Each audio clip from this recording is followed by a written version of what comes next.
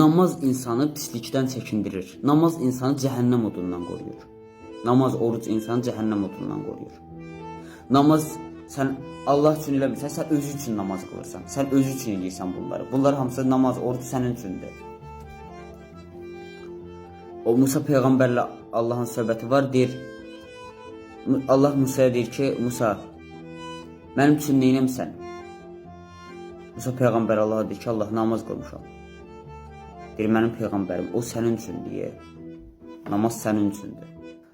Deyir, Allahım, oruc tutmuşam.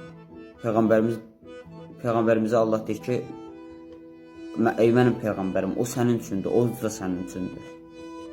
Sonra deyir, neynəmsən? Deyir, Allahım, peyğəmbərimiz Allah'a deyir ki, Musa peyğəmbər, Allah'a deyir ki, Allahım, sənin üçün neyniyim ki?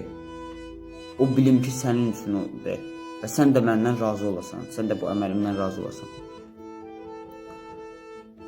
Deyir, mənim peyğəmbərim, bir nəfər müminin haqqı tapdalanıb.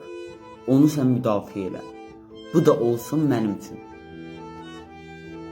O birçilər hamısı özün üçündür. Namazda, orucda, o birilərdə hamısı özü üçündür. Xumusda, zəkatda, bunlar sənin yəni ruziləri artırır.